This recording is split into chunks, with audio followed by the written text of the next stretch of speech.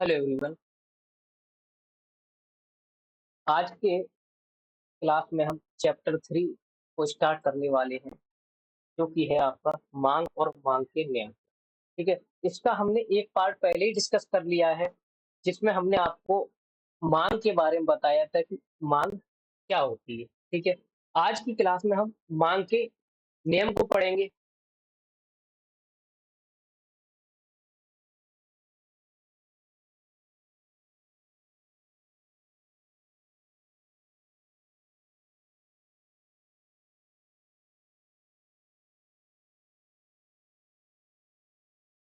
ठीक है, तो चलिए स्टार्ट करते हैं आज का लेक्चर। मांग का मतलब तो हमने पिछले लेक्चर में आपको बता ही दिया था कि मांग का मतलब होता है, फिर से एक बार थोड़ा सा और थोड़ी स्पीड से कर लेंगे, है ना, जिससे कि आपको कोई दिक्कत ना हो या फिर पिछला आप भूलें नहीं।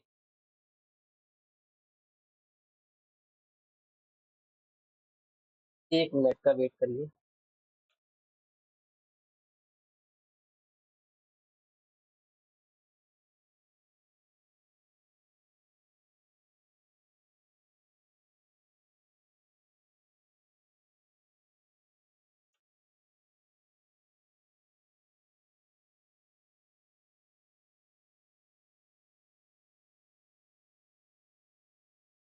ठीक है, तो बात करें जब हम मांग की, तो मांग का मतलब क्या होता है कि किसी वस्तु को पाने की लालसा रखना, है ना, किसी वस्तु को पाने की इच्छा रखना। तो जब तक हमें किसी वस्तु को पाने की इच्छा नहीं होगी, चाह नहीं होगी, तब तक हम उस वस्तु को नहीं पा सकते हैं, है ना। सिंपल सी बात है। तो किसी वस्तु को प्राप्त करने के लिए मन में, हमारे में जो लालसा या फिर जो जिज्ञासा हमारे मन में उत्पन्न होती है, उसी को हम कहते हैं इच्छा। और यही इच्छा पूरी कैसे होगी? उसके लिए हमारी पॉकेट में क्या होनी चाहिए? पर्याप्त धन होना चाहिए। और उस धन को हम खर्च करने के लिए तैयार भी हों, तब हम बोल सकते हैं कि हमारी जो है मांग है। किसी भी चीज के लिए हम जो है मांग करते हैं। मांग का मतलब ये नहीं होता है कि मान लो आपकी पॉकेट में जो है 10,000 रुपए है, और आप यहाँ से क्या बात कर रहे हैं कि मुझे तो एक आईफोन परचेज करना है, मुझे तो एक आईफोन परचेज करना है, तो उसको हम कभी भी मांग नहीं कह सकते। मांग हम उसको कह सकते हैं कि कोई ऐसी वस्तु जो मार्केट में अवेलेबल होनी चाहिए, हमारी पॉकेट में उतना पैसा होना चाहिए, और हम वो पैसा खर्च करने के लिए तैयार भी हों। ठीक है। तो हमारी शुरुआत में तो जो है मन में जो लालसा उत्पन्न होती है, उसको हम इच्छा कहते हैं। वही इच्छा हमारी आवश्यकता में बदल जाती है, और वो आवश्यकता हमारी कब पूरी होगी? जो हम उस पैसे को खर्च करने के लिए तैयार हो जाते हैं। जब हम उस पैसे को खर्च करने के लिए तैयार हो जाते हैं, और दी गई कीमत, समय और स्थान भी उसमें दे रखा हो, तभी हम कहते हैं कि ये हमारी मांग है। ठीक है। मैं बात करूं और आगे, तो मांग को हम दो तरीके से बता सकते हैं। एक तो होती है व्यक्तिगत मांग, और एक होती है हमारी बाजार मांग। मैं अगर व्यक्तिगत मांग की बात करूं, तो व्यक्तिगत मांग का मतलब होता है किसी एक उपभोक्ता द्वारा करी गई मांग। किसी एक उपभोक्ता द्वारा करी गई मांग, उसको हम बोलते हैं व्यक्तिगत मांग। ठीक है। और ये तो आपको हर एक क्वेश्चन में देखने के लिए मिलेगा कि दी गई समय अवधि और संभव कीमतों पर खरीदने के लिए इच्छुक या फिर समर्थ हो। मतलब ऐसा ना हो कि उस वस्तु का प्राइस तो दे रखा है, मान लीजिए 10 रुपीज, और हम खरीदने की बात कर रहे हैं उसको 5 रुपीज में।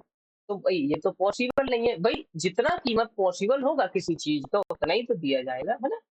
उतना देने के लिए आप तैयार भी रहे। तो व्यक्तिगत मांग का तात्पर्य होता है कि एक उपभोक्ता एक दी गई समय अवधि में प्रत्येक संभव कीमतों पर खरीदने के लिए इच्छुक या फिर समर्थ होता है। ठीक है। वहीं मैं बात करूं बाजार मांग की, तो बाजार मांग का मतलब होता है कि सभी उपभोक्ताओं द्वारा जब किसी भी चीज की मांग करी जाती है, दी गई समय अवधि में प्रत्येक संभव कीमतों पर। ठीक है। सिंपल सी बात है कि अगर मैं यहाँ पर बात कर रहा हूँ, राम के द्वारा किसी चीज की मांग करी जा रही है, तो ये एक व्यक्तिगत मांग कहलाएगी। लेकिन मैं अगर ये कह रहा हूँ आपसे कि राम ने किसी चीज़ की डिमांड करी, मोहन ने किसी चीज़ की डिमांड करी, ठीक है? राम ने किसी चीज़ की डिमांड करी या फिर मोहन ने किसी चीज़ की डिमांड करी, श्याम ने किसी चीज़ की डिमांड करी, तो जब मैं एक से ज़्यादा उपभोक्ताओं की बात करके चलता हूँ, तो उसको कहेंगे आप बाज़ार माँग है ना? इन सारे उपभोक्ताओं की माँगों को जब हम ऐड कर लेते हैं, वहीं और आगे हम चले इसमें तो कह रहा है कि माँग के निर्धारक, यानी कि कौन-कौन सी ऐसी चीज़ है जिससे हमारी डिमांड डिसाइड होती है। उसमें सबसे पहला पॉइंट है आपका कि वस्तु की कीमत। भई वस्तु की कीमत ही तो बताएगी कि आप कितनी डिमांड करेंगे किसी चीज़ की, है ना? वस्तु की माँग जो होती है वो किस पे डिसाइड रहती है हमारी वस्तु की कीमत पर, कि भई उस वस्तु की कीमत क्या है? उसी हिसाब से हम अपनी माँग को जो है स्थापित करते हैं या बताते हैं। और इन दोनों में ना विपरीत संबंध पाया जाता है। विपरीत संबंध का मतलब क्या होता है कि एक तरफ तो मैं कह दूं कि ये मांग है, ठीक है, और एक तरफ मैं कहूँ किसी वस्तु की कीमत। तो यहाँ पर अगर मान लो किसी वस्तु की कीमत 10 रुपए है और उस पॉइंट पर मैं 5 इकाइयां खरीद रहा था, लेकिन उस वस्तु की कीमत 5 से क्या हो जाए, वो 10 से क्या हो जाए, कीमत 20 हो जाए, तो क्या हम अब भी 5 खरीद पाऊंगा? नहीं। अब मेरी पॉकेट मनी ज़्यादा जाने वाली है, तो इसलिए वस्तुएँ मेरे पास क्या आ पाएँगी? कम आ पाएँगी। सपोज़ करो 2 वस्तुएँ ही मैं परचेज़ कर पाऊँगा, है ना? तो ये तो होता है विपरीत संबंध, यानी कि एक चीज़ बढ़ेगी, दूसरी चीज़ गिरेगी, या फिर एक चीज़ गिर रही है, तो दूसरी चीज़ बढ़ रही है ना? अपोज़िट डायरेक्शन की बात कर रहा है ये। उसके बाद संबंधित वस्तुओं की कीमतों की बात करें, तो संबंधित वस्तुओं की कीमतें ना 2 तरीके की संबंधित वस्तुएँ होती हैं, एक स्थानापन्न और एक पूरक वस्तु है, ठीक है? ये कितने तरीके की होती है? 2 तरीके की होती है। स्थानापन्न वस्तु वो होती है जो एक दूसरे के स्थान पर प्रयोग करी जा सके, जैसे चाय और कॉफ़ी, ये स्थानापन्न वस्तुएँ हैं, चाय और कॉफ़ी। मान लीजिए आप चाय पीते थे ₹10 की, एक थी, ठीक है? कॉफ़ी की कीमत उस समय थी ₹8, कॉफ़ी की कीमत उस समय ₹8 थी। अब अगर इनमें से किसी एक चीज़ चीज़ का प्राइस क्या हुआ, परिवर्तित हुआ, चेंज हुआ, तो दूसरी चीज़ की माँग पे बिल्कुल फ़र्क पड़ेगा। मान लीजिए मैं चाय पी रहा था पहले से, है ना? कॉफ़ी की डिमांड पे इससे क्या फ़र्क पड़ेगा कि चाय की कीमत क्या हो जाए, मान लो 10 से क्या हो जाए, ₹20 की एक चाय मिलने लगे। तो आप क्या करेंगे, आप शिफ्ट हो जाएँगे कॉफ़ी की तरफ। ये होती है स्थानापन्न वस्तुएँ, एक दूसरे के स्थान पर प्रयोग करी जा सके। तो मैं चाय की जगह क्या प्रेफ़र करूँगा अब? मैं चाय की जगह प्रेफ़र करूँगा कॉफ़ी, है ना? अब आगे बात करें पूरक वस्तुओं की, तो पूरक वस्तुएँ वे वस्तुएँ होती हैं जिनको एक साथ यूज़ करा जाता है, जिनको एक साथ यूज़ किया जाता है। जैसे हम बात करें यहाँ पर कार और पेट्रोल की, तो भई कार के सिवा पेट्रोल का कोई काम नहीं है, पेट्रोल के सिवा कार का नहीं, वो बात अलग है कि अब सीएनजी आ गया है ना? बट हम तो एक एग्ज़ाम्पल के तौर पे आप या पेट्रोल की जगह सीएनजी लिख लो, अगर सीएनजी कार के एग्ज़ाम्पल लेके चल रहे हो आप तो, है ना? तो यहाँ पर क्या होगा कि अगर कार का दाम बढ़ जाए मार्केट में, तो कार कम बिकेगी। जब कार कम बिकेगी तो पेट्रोल की डिमांड अपने आप ही कम हो जाएगी। जैसे मैं बात करूँ यहाँ पर मान लो पेट्रोल की कीमतें ₹100 लीटर है, ₹100 लीटर है, ठीक है? और कार उस समय एक कोई कंपनी 10,000 कार सेल कर रही थी, 10,000 कार सेल करके चल रही थी। वहीं पेट कार की कीमतें, है ना? अब यहाँ पर पेट्रोल की कीमत मान लो 100 से क्या हो जाए, 80 हो जाए। तो भई लोग बाग क्या सोचेंगे? लोग बाग ये सोचेंगे कि अब भई कार पेट्रोल सस्ता है, कार खरीद लेते हैं। या फिर इसको उल्टा भी ले सकते हैं आप, है ना? मान लो कार की कीमत 10 लाख रुपए है, 10 लाख से कार की कीमत हो जाए 8 लाख रुपए, तो कार ज़्यादा बिकने लगेगी। जब कार ज़्यादा बिकने लगेगी तो ऑब्वियसली क्या हमारी माँग जो है पेट्रोल की बढ़ जाएगी, है ना? ठीक है जी। आगे चलते हैं, भाई तुम्हारी इनकम भी डिसाइड करती है कि तुम कितनी डिमांड करेंगे किसी भी वस्तु की, है ना? कि विभिन्न वस्तुओं प्रकार की वस्तुओं को हम 3 प्रकार से बाँटते हैं। पहला तो होता है अनिवार्य वस्तुएँ। अनिवार्य वस्तुएँ वे वस्तुएँ होती हैं जिनके सिवाय हम गुज़ारा नहीं कर सकते। अनिवार्य वस्तु मतलब यहाँ पर आप बोल सकते हैं कि नमक हो गया, है ना? गेहूँ हो गया। भाई क्या आप नमक की जगह कोई और चीज़ डाल सकते हैं किसी भी चीज़ में स्वाद के लिए? नहीं ना। तो ये अनिवार्य वस्तुएँ होती हैं, ये हमारी इनकम के हिसाब से चलती हैं, ठीक है? वहीं मैं बात करूँ निम्न स्तरीय वस्तुओं की, तो निम्न स्तरीय वस्तुओं क्या होता है कि जैसे-जैसे हमारी इनकम बढ़ती है ना, वैसे-वैसे हम थोड़ा शिफ्ट हो जाते हैं किस तरफ कि मोटा अनाज या फिर मक्का हम कम खरीदेंगे और हम वहाँ पर गेहूँ की मात्रा को बढ़ा देंगे। हम अच्छी-अच्छी चीज़ें खरीदने लगते हैं। हम निम्न स्तरीय अनाज के बदले बढ़िया अनाज खरीदने लगते हैं। ये होती है निम्न स्तरीय वस्तु मतलब आप क्वालिटी की तरफ शिफ्ट हो जाते हैं, जैसे ही आपकी इनकम बढ़ जाती है। ठीक है जी? आगे चलें। एक होती है विलासिता की वस्तुएँ। विलासिता की वस्तुएँ यानी ऐसी वस्तुओं की माँग आय के साथ प्रत्यक्ष रूप से संबंधित होती है। इसलिए आय में अगर आपकी में क्या हुई? वृद्धि हुई, तो माँग आपकी क्या होगी इससे? बढ़ जाएगी। वहीं आय कम हो जाए, तो आपकी माँग घट जाएगी। सपोज़ करिए ये विलासिता की वस्तुएँ आप मान आरामदायक वस्तुएँ जो है ना, जैसे कि मान लीजिए एसी की बात करके चल रहा हूँ मैं यहाँ पर। अगर आपकी इनकम बढ़ जाए, तो एसी की माँग बढ़ेगी या घटेगी? एसी की माँग बढ़ जाएगी। क्यों? क्योंकि ये आपको आराम देने वाली वस्तुएँ हैं। है ना?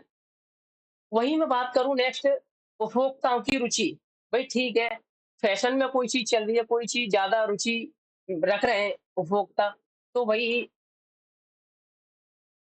उसकी माँग उससे परिवर्तित होगी, है ना? कि भई ज़्यादा अगर रुचि रख रही है किसी चीज़ में माँग, तो ऑब्वियसली परिवर्तित होगी।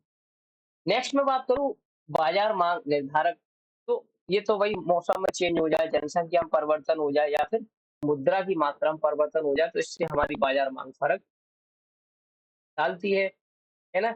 मतलब ये एक बंदे की बात नहीं है अभी, ये पूरे हम एक बात करें कि भारत की बात करके चल रहे हैं ना, पूरे विश्व की बात करके चल रहे हैं, तो मतलब ये किसी के हाथ में नहीं है ना? अब आते हैं हम आज का टॉपिक जो होता है हमारा मांग फलन। मांग फलन का मतलब होता है कि इस बात का पता लगाना कि कौन से तत्व जो है हमारी मांग को निर्धारित करते हैं, यानी मांग डिसाइड होती है हमारी। तो वो 2 तरीके के होते हैं भई, एक तो व्यक्तिगत होता है और एक होता है बाज़ार मांग से संबंधित। व्यक्तिगत मांग फलन की मैं बात करूँ, तो व्यक्तिगत मांग फलन वो होता है, जहाँ पर किसी एक उपभोक्ता की मांग और उसको डिसाइड करने वाले जो तत्व होते हैं, फैक्ट जो होते हैं, फैक्टर, उनके बीच का संबंध, ठीक है? यानी कि एक उपभोक्ता की मांग और उसको निर्धारित करने वाले तत्वों के बीच का जो संबंध होता है। बाजार मांग फलन का मतलब क्या होता है कि कई सारे उपभोक्ताओं द्वारा की गई मांग और उसको निर्धारित करने वाले तत्व। भाई जहां मैं एक उपभोक्ता की बात कर रहा था तो वो व्यक्तिगत मांग फलन था, जहां मैं एक से ज्यादा उपभोक्ताओं की बात करके चल रहा हूँ तो वो बाजार मांग फलन हो जाएगा। ठीक है। मांग सारणी का मतलब क्या होता है? मांग सारणी वह सारणी होती है जो कि मांगी गई मात्रा को एक टेबल की फॉर्म में बताती है ना? तालिका में हम प्रस्तुत कर देते कि क्या उसकी कीमत रही, क्या उसकी मात्रा रही, इनमें आपस में जो रिलेशन होता है। जैसे कि सेब की कीमत ₹10 केजी है, व्यक्तिगत मांग की बात कर रहे हैं हम यहाँ पे। तो राम कितने सेब खरीदा? राम 4 सेब खरीद के चल रहा है। वहीं सेब की कीमत 10 से गिर के 8 रह गई, तो भई राम अब ज़्यादा सेब खरीद सकता है। 8 से अगर 6 रह जाए कीमत, तो राम अब सेब और ज़्यादा खरीद स और गिर जाएगी अगर सेब की कीमत, तो राम वही 16 सेब खरीद सकता है। तो जैसे-जैसे कीमत सेब की गिर रही है, वैसे-वैसे राम जो खरीदने की मात्रा है, वो अपनी बढ़ा रहा है ना?